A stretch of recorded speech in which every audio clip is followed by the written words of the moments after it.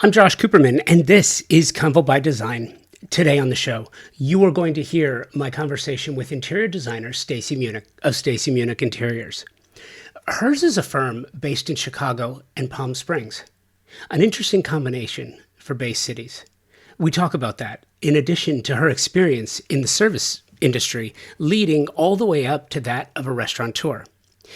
If you own a restaurant, you know this. You understand how the kitchen works under extreme conditions. If you know that, designing a residential kitchen is a breeze. Or so you might think.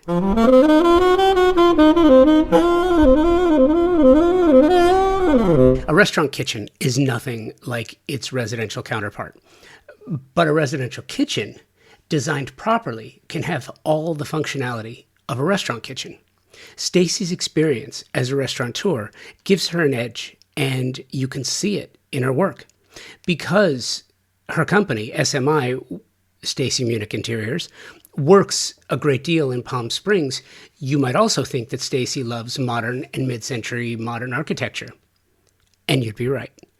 And the lessons learned from modern architecture's climb to prominence, fall from taste, and back. A pretty remarkable story that can help predict future ideas. I mean, let's remember, Palm Springs was almost dead in the 90s and early 2000s before it got popular again, in the late 80s, 90s for sure. Almost dead. And it was only because all of these mid-century modern homes were abandoned that people who could come in and rediscover them. Amazing. We get into all of this and so much more. You're going to hear about all of that right after this. You're really interesting. And I almost want to say that you're overtrained to be an interior designer. You're overeducated to be an interior designer. But I wanted to ask you, what do you think having a business degree and a master's in education does for you as a designer? You know, I think it makes me honestly just better. And I know How? that How? first of all, I'm in the service industry Yeah. above and beyond being in the creative industry. And I know that because my background is in hospitality management. And because I have a business mind and the ability to understand that I'm serving my clients and creating an experience for them, not just delivering to them a beautiful end product, a beautiful space to live in that's comfortable and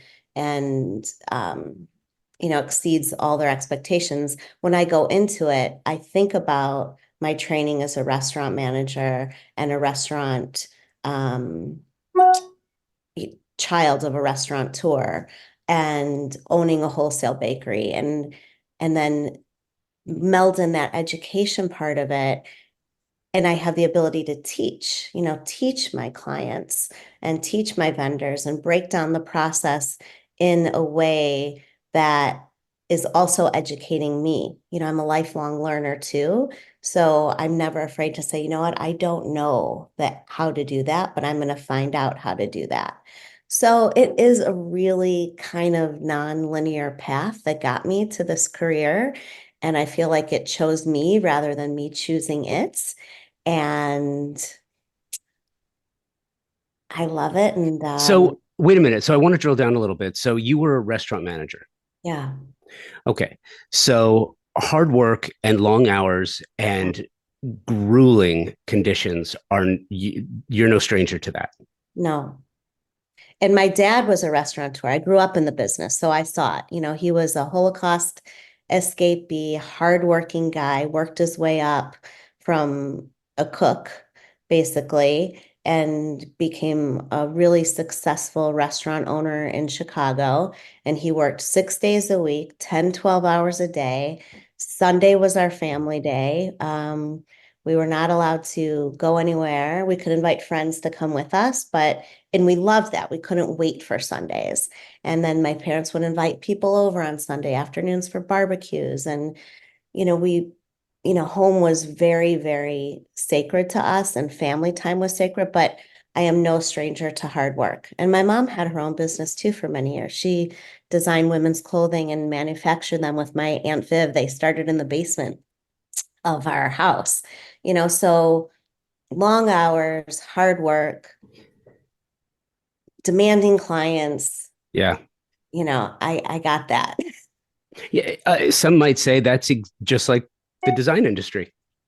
Some might say that. So similar. I feel like people said, how did you go from hospitality and then education and now into interior design? I said, the hospitality industry and interior design is such a similar business. It's just different ingredients.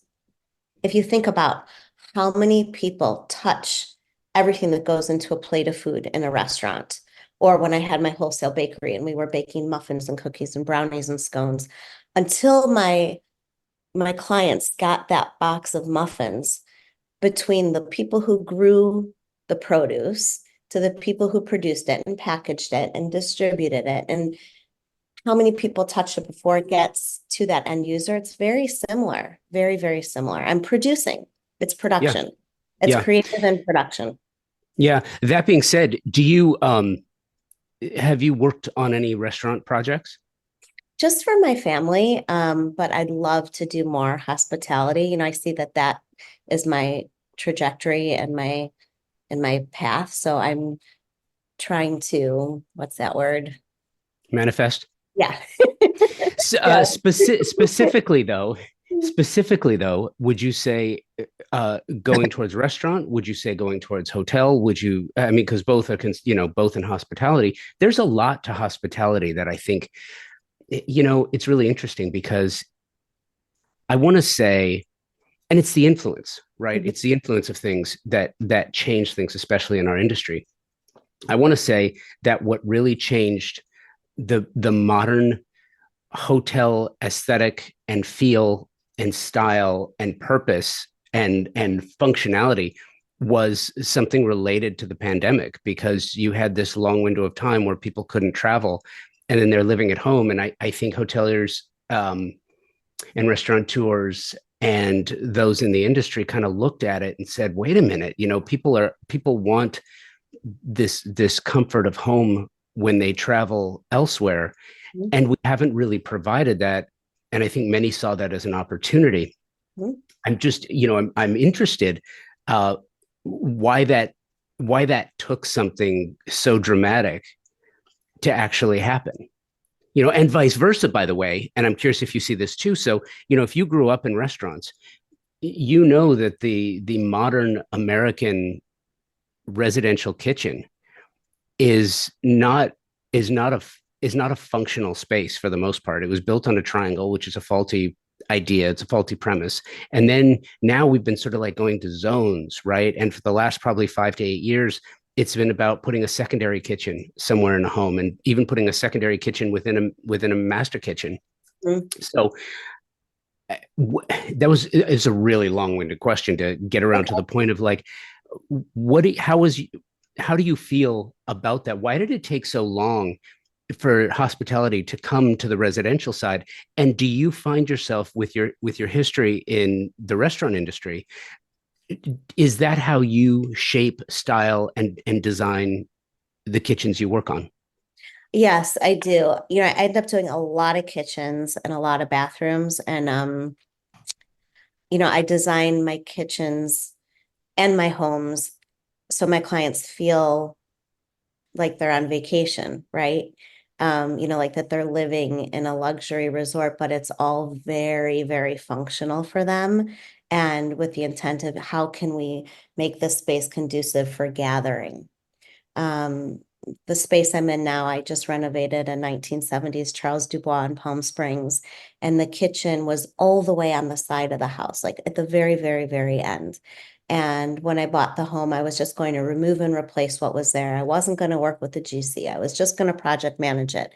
And the more I, drew it and was in the house and, trying to come up with this funky shaped kitchen, I said, I can't do it. Like I have to move the kitchen closer to the center of the home while maintaining the integrity of Charles Dubois' design. I didn't change the footprint of the home, but went in one afternoon with a sledgehammer with my friend Blanca, who was helping me with the project. And luckily, I got red tagged by the city. And they're like, wait, you took down a wall. And it really caused me, to pause and think about it and redesign the space where I moved the kitchen to the center of the home. And I do think since the pandemic, people want to feel like they're at home when they're on vacation, and they want to feel like they're on vacation at home. And it's about creating that experience and making it work for them. Yeah, no, totally. And so the home you're in now is that the one in Palm Springs? Yes, that's the one in Palm Springs. Okay. So you're from Chicago. Yes. When when did you first set foot in Palm Springs? When was the first time you went there? 1976. Ah, beautiful. Okay, good. Hmm. So okay. So you have seen um you know, I'm a native Angelino, grew up in LA, went to high school in the San Fernando Valley, which means that every spring break was spent in Palm Springs, which Sonny Bono killed it. They don't do that anymore because it was basically like Right. Daytona Beach, in Palm Springs, which caused an early death and then a later resurrection. It's amazing to me. It was almost like Palm Springs was caught in this time capsule where, because nobody was paying attention to it, nobody came in and destroyed all these gorgeous mid-century modern properties. So when did you find yours, and have you seen the metamorphosis? Have you seen every aspect of how Palm Springs changed? Like, do you remember the early mid 90s where it was just like, oh, what just Yeah. happened? Yes. And my parents stuck it out. They bought a home here in the mid 70s. They were visiting friends from Chicago that had recently bought a home here. They were in their mid 30s. They were young kids with young kids. And we took one vacation a year over winter break because that was the time my dad had away from his stores. He called them the stores. And we came to Palm Springs and just fell in love with it, fell in love with the mountains and the climate and, the ability to hike and play tennis, even though it was cold and rainy, which is another funny story I'll tell you, is because it can be cold and rainy in December, but Yeah. so they held on, and we did see it go up and down, and properties just deteriorate. But there were people that really did help with the preservation. And there's a group that I'm involved with in Palm Springs. I'm on the board. It's called PS ModCom, Palm Springs Modern Committee, and they've been around for 25 years. And when people were going to start tearing down these gems, these mid-century modern masters, and these houses are funky. I call them sexy ugly. I remember driving in the backseat of the car, looking out the windows, like, at my mom and dad's car, like, these homes, are they ugly? Are they cool? They're so cool, and you just fall in love with the character. There's so much personality. And so there are groups that have worked to really preserve them, from developers bulldozing and building. I'm looking out my window right now. That's why I keep looking out, keeping this factor. And it is a time capsule. And thank goodness people who also are moving in and making those good buys, good buys meaning good purchases, not bye-bye. But the gay population, that community saved Palm Springs too, because they really recognize the beauty in the architecture and design, and work to preserving it. Yeah, no, it's no question. And so your house is on the modernism tour, Yeah. and it's really interesting. So I'm here in Tulsa, Oklahoma, working on a design house project. Which, those who are listening to the podcast, I can probably stop saying that now. I think you know why I'm here. Anyway, there is it's really interesting because Tulsa is very similar to Palm Springs. It's a much bigger city, but it's similar in that when the oil bust happened here, there was a thing. There was like a meteor had struck this area when the oil bust hit, where all of the money in the oil and gas industry just kind of dissipated and it left. And they left all of these properties, all of these, everything from Art Deco in the 1920s into mid-century modernism style. It's astounding how people will find it and then come in and want to save it. There aren't many things, art and architecture are very similar in that regard. People just, they find something that they love and they get passionate about it. But at the same time, I wanted to ask you, there's also, on the flip side of that, there is this thing across the country right now where people have to battle to save what they deem to be iconic properties or historically relevant properties. But just because something's old doesn't mean it's iconic, doesn't mean it's an Right. antique. Sometimes old stuff is just old stuff and it's Right. not. Where's Otherwise, the line? Where's the line? um, sometimes you're right. Sometimes old is just old and worn out and needs to be replaced. Um, and sometimes it doesn't. So I think it's, looking deep into what is actually there and what is charming and what is salvageable and what is functional and what is not.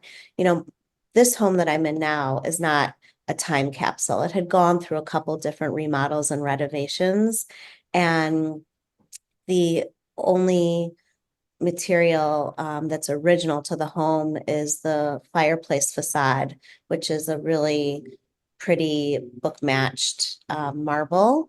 But sadly, there wasn't really anything else that was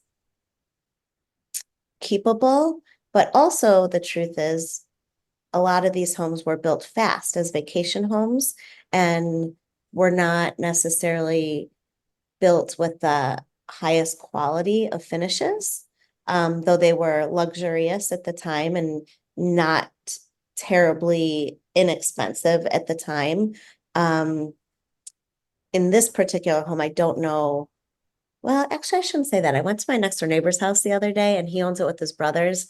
They're from LA and New York, and they have a lot of the original stuff, and they made it look pretty cool. But it's definitely a little bit more bohemian and rustic feeling.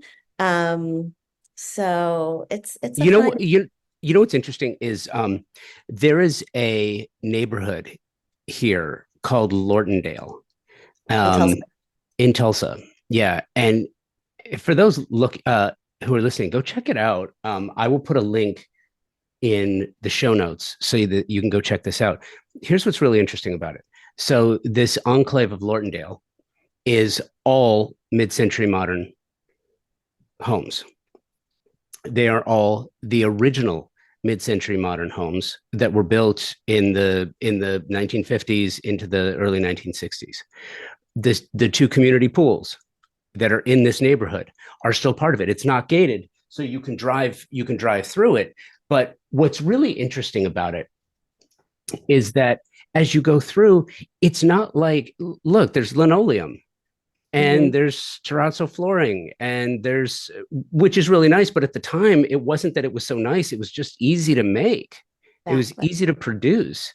um, they're all slabs in a place where um, we have tornadoes and you have weather, but the way that they built them, it was built in the 50s. It was designed for those World War II vets um, looking for a place to start the modern atomic age family. And there, you drive through the neighborhood, it's exactly like it's supposed to be. It's not pristine though. Palm Springs just has this vibe to it, Mhm. and that's why I have always been a fan of Modernism Week. I love Modernism Week. I covered it for a number of years. So you're on the tour. What does that mean exactly? So I'm on the tour to benefit Palm Springs Modern Committee. Um, So the proceeds from the tour and the cocktail party that we're having that evening go in part to Modernism Week. They take a percentage, as they should, and then a percentage goes to either the homeowner or the HOA community. There's neighborhood tours, or it goes to a nonprofit if you're affiliated with one. So on Sunday, February 18th, the home will be open from 11 to 3, and I will be on site, and there will be slides playing on the TV monitor showing the process, the before, the after. I'll be here to answer questions to tour goers about different materials and the process. And then that evening, we're having a cocktail party, and the president of Palm Springs Modern Committee, Courtney Newman, who owns Modern Way, which is celebrating its 25th anniversary. It's very, very cool mid-century modern furnishings and art. He's going to be leading a discussion with me about the home and the history and the project, with music and dancing and food. It'll be great. You are listening to my conversation with Staci Munic of Staci Munic Interiors. We'll be right back. We talk about this all the time on the show, how design professionals like you just don't have the time to find your favorite brands in one place with expert, knowledgeable, and non-commissioned professionals to help you specify the right product for each of your projects. They're all different, right? Non-commissioned, though, that means their only incentive is your satisfaction, your happiness. And Pacific Sales Kitchen and Home, a Best Buy company, has just that. With over 60 years of service in Southern California, Pacific Sales is your destination for exploration, advice, and inspiration. It's really as good as it gets. Here's the cherry on top. There's even more. Access to exclusive builder trade incentives from top brands like Viking, Thermador, Sub-Zero, Wolf, and Decor. Visit a Pacific Sales showroom today to learn how you can unlock additional savings and benefits. They're going to help you manifest your projects and make it a reality. Check them out. Pacific Sales Kitchen and Home, where excellence meets expertise. Man, I love this. I have a new sponsor partner on the show that I want to introduce you to if you're not already familiar with them. If you are a specifying designer, architect, landscape architect, or savvy design enthusiast, if you have heard about the quiet luxury movement, this idea of crafting a lifestyle around understated elegance, simplicity, and sophistication, there's more to it than that. And I will add uncomplicated living. Isn't that what we all strive for? I am extremely happy. I'm really thrilled to share a company that embodies all of this, utilizing proprietary technology and a focus on sustainability in their stunningly beautiful products. It's TimberTech. TimberTech is the premium decking company delivering multi-tonal, color blending, and natural wood textures in a product that is virtually indistinguishable from a natural wood product. What does this mean? It means it's everything wood should be. A beautiful look that blends seamlessly with a well-designed space, providing years of enjoyment, and performs the way you want it to. No splintering, fading, peeling, cracking, or rotting. I had a wood deck at our Manhattan Beach home, and I gotta tell you, it was exasperating every year doing the random board flip, taking out nails, resetting them, restaining them. It was a complete pain. It was complicated, and I didn't look forward to it. I wish I had TimberTech, because TimberTech is not only uncomplicated, it's beautiful. It comes in over 20 finish options and 9 collections, and 85% of the material is recycled. This is premium decking for your next project. Learn more and specify it for your next design project. TimberTech on the socials, or timbertech.com, where you can find a retailer near you, as well as a number of tools to create, design, order samples, and get the expert help you may need. TimberTech is uncomplicated luxury and performs. It's your choice for your next deck project. I'm sure it will be. You know what's And funny I'm still though? installing wallpaper and still Have you? waiting for rugs. And Yeah, exactly. Have you done a design house before? you know, like a show house, like a Yeah. design. Yeah. I did one in Chicago and I did it remotely because I was in Palm Springs. So I said, please give me the easiest room to do, that I can do from here. And I had a junior designer working in Chicago. So they gave us the laundry room. Yeah. And even that was, really challenging. But yes, it's like a show house, like to the last minute, you're putting it together. It's like a production of a Broadway play. Yeah. No, and Off that's Broadway, maybe. uh, Off.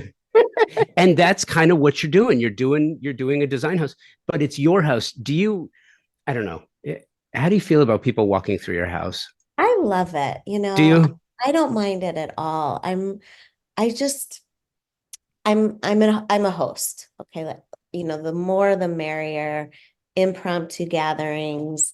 And I really like talking about the project and the process. So I don't mind at all. And in fact, this home also has my design studio in it. And I've partnered with different brands and created a design lab, which is something that developed during the pandemic. I gave up my Chicago apartment, I gave up my Palm Springs office, and I'm working out of my little tennis club bungalow in Palm Springs and came to this realization like, I'm not getting on a plane right now. I'm not going back to Chicago. And every month that went by, I wasn't going and I was paying rent. I said, okay, I guess I'm going to live in Palm Springs. And I was an empty nester, a new empty nester. I had one son in Chicago, another child in New York that goes back between LA and New York. So I said, what if, and I was craving being people. I'm an extrovert. I really had a hard time being alone during the pandemic, but I learned a lot about myself and, being alone, and I can be alone now. But I thought, I need a space where I can collaborate with the brands that I feel really proud to work with and that I've specified in the past, or brands that I'd like to work with, and create this space where they can host industry events as well and have other designers come into the home for presentations. And it's been working out really nicely. And it's cool because it's my home, but let's say there's a rep in the area and they say, hey, I've got this designer in Palm Springs that wants to show a client this installation of this monogram kitchen. Can they come over? Yes. By appointment, sure, they can come over. It's not like we have a sign open for business 9 to 5. It's my home. Um, but it's very much easy for me to have people in my home. That's great, and it's interesting too. You had mentioned empty nester. Yes. As an empty nester myself, Really? uh-huh, yeah, newly, and it's really interesting. It's one of those things where I think designing for empty nesters is kind of like a byproduct of the industry. I don't think that people go into it saying, or even an understanding really. Like, it's funny. I have two kids, and if you would have asked me what it's going to be like to be an empty nester when my kids were, 8 or 9, no clue. 14, 15, no clue. 16, 17, coming out of the pandemic and spending virtually every moment Yeah. together. And then, so we moved during the pandemic in 22, we moved 22, 21. It's a blur. But when we moved here, we had another, my son was off, my daughter had another year, but then it all just changes. And am I completely off base on this? It feels like there's not a lot of attention paid to the design and the psychological changes and all of the adjustments that one has to go through. You spend all this time building a home and nesting it and developing a home and designing it and having a designer work on how the family dynamic works, and then all of a sudden it changes and it's gone. Mhm. Am I completely off base? No, I think you think about it differently then. Then it's like, woohoo, party time for us. Let's make a really great bar, but let's also have really great rooms for our kids to want to come back and bring, their significant others and bring their friends. But, this is kind of like our time and our space now. Um, so I do a lot of bars.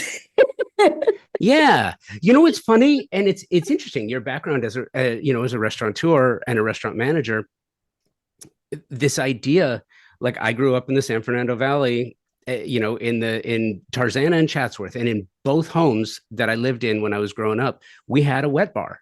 Mhm. But the idea of the wet bar in the 80s, 90s, and certainly into the 2000s, kind of, it was not a thing. It just, the wet bar went away. And now, like wet, like no, I don't know about wet bars specifically, but the open visual bar is coming back, Yeah. and it's very restaurant bar like. Yes, it is. And you know what, another aspect to the empty nester design is I recently worked with a client in the Chicago suburbs, and we took their living room and their formal living room, traditional home where you walk in the foyer, dining room on the left, living room on the dining room on the right, living room on the left, and they weren't using the living room, and they like to play games and have their friends over, and they have card night. So we converted that into almost like a parlor, like a game room, and we put a game table in the center of the room, and I designed a bar and a sitting area, and in this living room, which is now their game room, they use it all the time and they love it. So, and they had a big collection of glass, art glass. So we did some really cool shelves to, display this art glass because it was just sort of all over the house. And Yeah. uh, and they really are enjoying that space. So yeah. One of the things I absolutely love doing when I have creatives that I have a chance to do. And by the way, I have gained an absolute love for Zoom. Yeah. Um, prior to using Zoom for the first time in 2020, I would do maybe a handful of interviews in the years that I'd done the show before that via Skype. Didn't like it as much. This I love, but what I also love about it is that I can look at your website and I can look at your portfolio. I can look at the projects, and I love going through some of the projects because it's one thing to talk to a designer and hear their philosophy and hear their ideas. To me, it's just really special to be able to go back and look at the work and to evaluate the work juxtaposed against the philosophy and the ideas. So I love doing that. And so what I will say is what I always say is if you're listening to the show somewhere where you're not looking at it, this is going to be fun for you too. When you get back, if you're watching something, you can go to the show notes and there will be a link to the projects. So the first one I wanted to actually ask you about is form and function. Mm-hmm. And here's why I wanted to start with this one for a couple of reasons. First of all, I am a sucker for a banquet. Okay. I love banquets. Mm-hmm. Second of all, having spoken to you for just this short amount of time so far, and the restaurant industry, I see a great deal of the restaurant industry as far as form and function and the functionality of the space. I can see it as far as distribution of food product. It just seems like a very compact, coherent, cohesive environment, very functional. But also, and the third part about this is because I rail on a regular basis against all of the trends, and it's in January every year, December through January of every year, you get the list of trends, like here's what's hot, here's what's not, and it's all BS because it's just speculation. But the one thing that for like the last probably 6 or 7 years is always on both lists is the white kitchen, which I Mm-hmm. find just fascinating, right? Everyone says that the white kitchen is going out of style. They say it every year. And every year there are remarkable white kitchens. Why is that? Um, well, this kitchen, that's so interesting that you picked this one because this was my very first project. I did this project 10 years ago, and this is the one that made me an interior designer. Um, so this couple looked at the house that I was selling before I moved into the house that I was moving into. that I had renovated. And they said, we love the home. We're not going to buy it, but can we have your designer's name and number? I said, well, I do my own, decorating and interior design. And they said, okay, well, um, thank you very much. And then, but I knew her. It just was coincidence that they looked at my house. And then I ran into her like 3 years later, and I was with my son, Charlie, and um, she was the general manager of a Nordstrom in Skokie. And she's like, Staci, we bought a house in the suburbs. Will you do it? And it was a time in my life where something was about to pivot. And my son Charlie said, yes, she'll do it. And it was this house. And she said, we need to open up the kitchen. We have this, guest room kind of off of the um off of the kitchen, but we want to incorporate that into the space.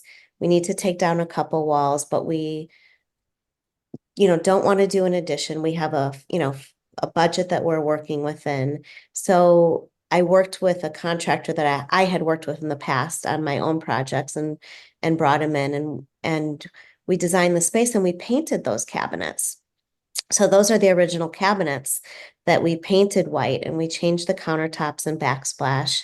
And I don't know if you can see closely, but it's a really beautiful porcelanosa tile. But then the island and the space next to the island was for the kids to be able to do their homework within close proximity to the kitchen. And both parents full-time working. They wanted, when they were home, they wanted the family close by, so that space doubled as a pantry on both sides, but also the desk. And then that breakfast nook, we designed and built and had the table custom made for the space and added windows so they could see their backyard. And it just came out really, really great. But that was, there were times during that project, I'm like, am I sure I want to do this? So it's really interesting that you picked that one. They're still enjoying it and they're great people. And so the Well, light, listen too. I will tell you this though, because all through college, the service industry, I waited tables, bartended, worked the door. I mean, I spent a lot of time around bars and restaurants during my college years, and having spent so much time in working kitchens, if you look at this kitchen, it is not dissimilar to back of house. right, And I can, where the desk is like the ticketing station, right. where the you have a table which could serve as prep. You can have eat in, which is now all the rage in restaurants is to have having an in kitchen table for VIP service or that special experience. So you have that element too. You have a banquette for seating. I mean, you probably have seating for 12 or 13 people just in the kitchen alone. Then you have the formal dining uh, Yes. off the kitchen as well. What I also like about this project is in addition to it being extremely cohesive, in addition to it being extremely functional, the lighting, for example, you can tell because of all of the overhead and under counter and all of the cans. I mean, there is so much lighting in this space. Again, very restaurant like. And I'm just curious, this being your first project, how much did your hospitality experience influence this design? Tremendously. What you don't see in the photo is in the island, there's also a small refrigerator for beverages because the family room is right off of this kitchen too. And, that was also essential for entertaining. And even the little counter stool at the end of the island makes it easier for conversation um, around that space. The appliances were in the same space. I didn't change that at all. Where the cooktop is in the kitchen and the sink, that was already there, but modifying the new furnishings that we created and the way people sit and are able to converse. And I've always used lighting to define spaces, just as we do in the restaurant too. You can create an atmosphere and a mood by different decorative lighting and you know, ambient lighting. And so, yeah. And this is a game that I always play too. I try to imagine as I'm going through the portfolio, I'm trying to see if I can pick out the designer's own home. Oh, really? Okay. So I'm going to take a guess. Okay. I don't know if this is the home you're living in or if this was once yours or is yours, but the one entitled Getting Personal. No, no, that's not mine. Okay. Tell me about this one. A Palm Springs Tennis Club bungalow. I am Oh, a, that I was am a, mine. oh, it is yours. Yeah. Yeah. Palm Springs Tennis Club Mugwell. That was mine. That was my Okay. house that I was in prior to the one I'm in now, which the one I'm in now hasn't been photographed yet. Okay. So, okay. I love playing the game because I try to imagine the person that I'm speaking to um, living in each of these projects, and I try to figure out which one is most likely to be the project or to be the home of the actual designer. I love this for a couple of reasons, not the least of which is I think designing for small spaces. The Mm. first design house I ever worked on was called Small Space Big Style, with in partnership with California Home and Design magazine. And this particular project, this home is it's small, but it flows. It Mhm. looks like it's multi-level, and it's not. So what are the stairs for? Wait, are you on Getting Personal or Tennis Club Bungalow? Getting Personal, and then it's defined as when this darling couple toured my Palm Springs Tennis Club bungalow, we had an instant connection. So maybe they toured it, Okay, let but me just. this is a different project. See, this is the fun for me. I absolutely Mhm. love this. You know what else I love too? Most people don't do this, and I love that you do this. You have a drop down on your projects where you will describe and define the work you did on each project. Most designers don't do that, and I absolutely love it. When did you start doing that? From the beginning. It's all for, I think, I love writing and I love knowing the story behind my clients. And to me, the story behind the project is more interesting than the finished product.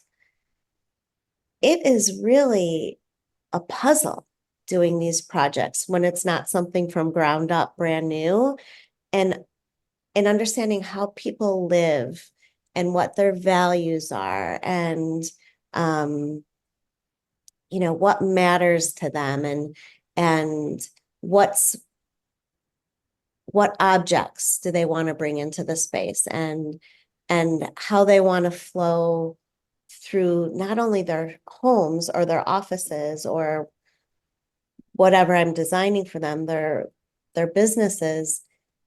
It's their life, and that's everything. Yeah. This is what keeps them and what brings them joy and makes them feel safe and gives them pleasure. My dad was always, the king of the castle, and always said, I work hard, but I want to enjoy the fruits of my labor. And um, the story to me is just as interesting as what the project turns out to be. So I take a lot of time in getting to know my clients and writing about it. It's a story, really.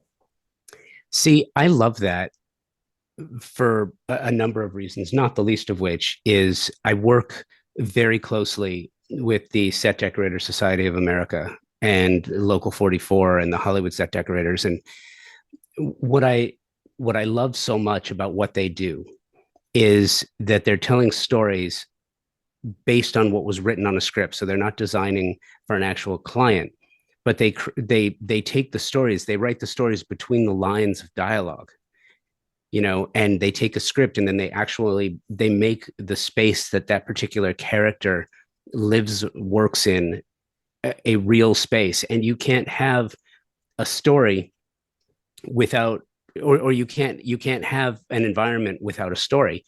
Yeah. And I think um I think one of the things, the internet is a wonderful tool, right? But I think part of the problem is with the internet is that you go to social media and you look at something and it's like, oh, look at, you look just at the pictures, right? And you look just at the pictures and they've got to be so happy and they've got to be the perfect family and look how wonderful their life is. And social media was kind of set up for that purpose, like to Right. make you look so great. Yeah. But you know what? Life is messy. No, Life it's is so complicated. messy. Yeah. You know, I'm paralyzed by social media, honestly. You know, I can't, I have a really hard time just putting my thoughts about an image in such a short amount of space. And it, you know, I hope people look at my website and take the time to read the stories because my presence on, you know, Instagram is kind of weak. And it's not because I don't think it's important or don't want to do it, but I just, it could take me an hour to write a post. And I Yeah. know that that's not what it's, you know, what we're supposed to be doing. And I just, interesting, I just got back from the C Next design conference that Cosentino um, produced in Cabo. And it was, you know, top designers, like celebrity designers talking and teaching and sharing and business owners. And I posted a couple images to my story at the beginning. And, you know, my goal was to post throughout the 4 days because there was just so much to post about. And my last post, and I'm going to write you know, like a little summary and try to capture my favorite images from the 4 days. But it was at the end, it was the closing remarks. And um, Patty Dominguez, who is the head Yeah. of marketing for Yeah. Cosentino, and Eduardo thanked their team and brought their whole team on the stage. And then they thanked the general manager. And the general manager came up and talked about what a huge production this was for them and how hard everybody worked to make this event special. He brought up everybody from the housekeeping team to the cooks to his marketing team, his event planning team. I was the first one to start giving a standing ovation. I was teary. I filmed it because it's really about the people and the human, you know, the human connection and the experience. And then we're given that honor to create space for them in which, you know, they can thrive. It's a lot. Yeah, and you know, I am with you. I think we're both in that regard. But nowadays, everyone has to be a star. I will tell you, it's interesting.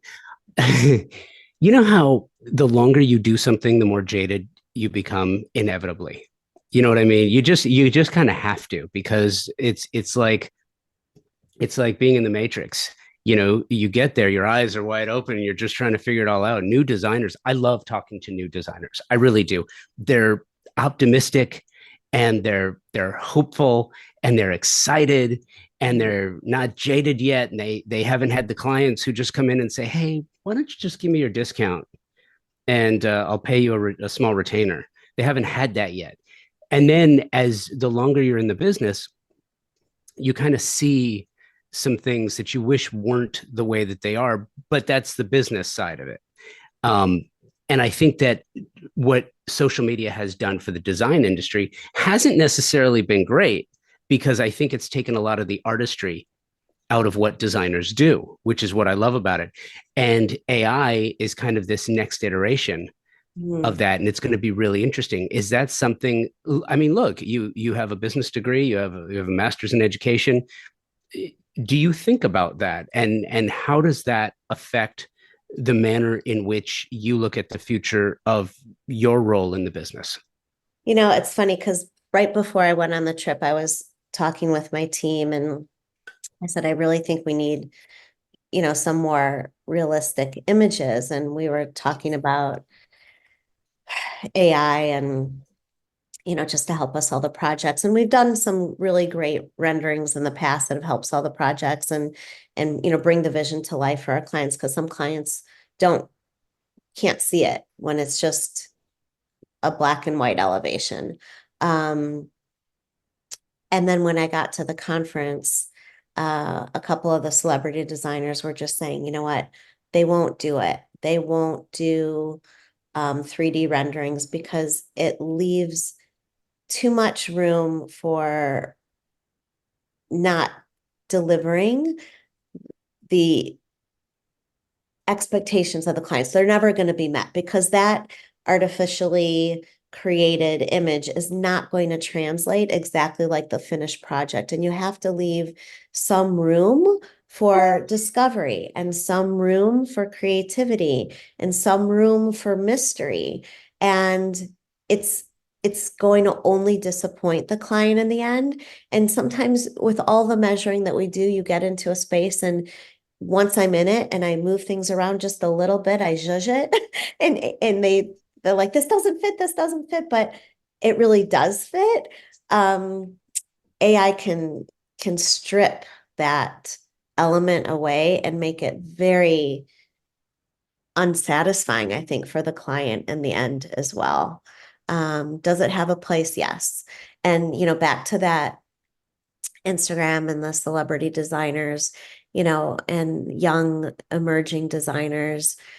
I'm just being really vulnerable because I just got home last night and my head was like kind of spinning while I was there. And I'm like, I'm 57, I'm not a young kid starting out. And there were like young, beautiful designers there, like Instagram famouses that are very talented. And there are many of them that are my really good friends, and I admire them. And I'm so proud of what they're doing because they are doing good work and putting themselves out there. And then there's the mega famous celebrities, stars that are there, where it's just like jaw dropping, right? And then there's this like little handful of designers that are very, very seasoned, that have been doing this their whole entire life. Um, and then there's me. Where do I fit into it? Because I am technically in business 10 years, so as a designer, so technically emerging, but I'm not a 30-year-old, or at the beginning of my career, as far as like a career goes, and there is all this experience that I bring into what I'm doing, um, and different iterations of myself. And it was um, quite an experience being there. Yeah, no, I'm sure it was. I think those events are great. What else is on your radar? So you got modernism coming up. Do you go to KBIS? I've never been, but I think I'm going to go this year. And the Okay. reason why I've never been is because it's right on the heels of Modernism Week. So it's Yeah. always like, oh my God, too much. But I think I might just get in the car and go this year. Where else have you not been that you're planning on going? Where else do you go for inspiration? Even the ones you go to. What design events do you go to where you find inspiration? I've been kind of spoiled because I've lived in Chicago and I've had the marts. And I haven't really gone, I haven't even, I'm going to High Point for the first time this year. I Are think you? yeah, I think I'm gonna go to K-Biz and High Point for the first time. But I went last spring. I went on an amazing trip, and I went to 3 days of design in Copenhagen. So a good friend of mine organized an architecture, art, and design tour, very intimate. I think there were 15 of us, and we were in 4 Nordic countries, and the whole tour was focused around architecture, art, and design. And we're also really into mid-century modernism, though I'm not a purist at all. This particular group is really into that. And then I stayed on for 3 days of design in Copenhagen, and that was like life-changing for me. I learned so much more about Nordic design and got exposed to some European brands that I never would have been exposed to here in the States. And so much of the design work that I do in Palm Springs is influenced by Nordic design and Scandinavian design in particular. So that was really, really great. So, I find sometimes, big trade shows and conventions can be a lot of a lot. But I am going to go to KBIS this year, I think, and I am going to go to High Point this year and focus my design travel locally in this country. But I do like to travel for inspiration for sure. Yeah. So I have an episode coming up about High Point this year. Uh, have you started to figure out how you're going to prepare? Have you started putting a plan together? So I joined a mastermind group. Do you know Yeah. Laura Umansky? Yeah, sure do. She's been on the show. So I just joined her mastermind group. Love Um, it. Started about a week and a half ago. So I'm going to go with them. Yeah, I just didn't want to navigate it on my own. I And don't blame you. I had researched, over the years, and I heard her and her partner Melissa speak. I go to Design Chicago every year in Chicago. Yeah. And they spoke at a talk at Monogram Appliances in their showroom about building your team and Hmm. what to look for next. And I really liked them. I liked their methodology. I liked their personality. I didn't feel like they were overly exposed or rah-rah-ish. They were just real. Yeah. Yeah. I'm a huge fan of hers. I think she's Good, terrific. good, Yeah. good. Yeah. No, I think she's terrific. And listen, Staci, I'm a huge fan of yours. Love your work. And Thank I am so appreciative and thankful that you found the time to come on the show. Thank you for doing this. Oh, I'm appreciative of you, Josh. Thank you. You are doing great work too, and really honored to be a part of your platform. So thanks. Design Hardware's newly remodeled showroom is where you will find a gallery-style space with a thoughtful display of products, purposefully positioned to allow unbridled exploration and discovery. High-end faucets, luxury tile, natural stone, wood floors, and bespoke hardware selections are presented in a holistic manner, strategically arranged to stimulate creativity and transition your vision from the conceptual stage to a fully realized space. Conveniently located, free parking available. Stop by to find your inspiration. Collect samples, get expert advice, and tackle everything on your shopping list all in one place. Visit them online at designhardware.com or in the real world, 6053 West 3rd Street in Los Angeles. Thank you, Staci, for taking the time to talk. I really love the ideas shared, and I love your work. Thank you, Convo by Design partner sponsors Thermosol, TimberTech, Pacific Sales, Monogram, and Design Hardware. And thank you for taking the time to listen, subscribe, download, and share Convo by Design. Thank you to everyone who has made a show or guest suggestion. Please keep them coming. I love them, as well as the show ideas I get. I use many of them because I created this show for you, for the design community in 2013. And who better to know what's working on the ground level but those who do it day in and day out? Please reach out via email, convobydesign@outlook.com, and on Instagram @convobydesign with an X. I check these sources all the time, and I answer every email. Thank you again to those subscribing to the show. By doing so, you receive every new episode the moment it's published.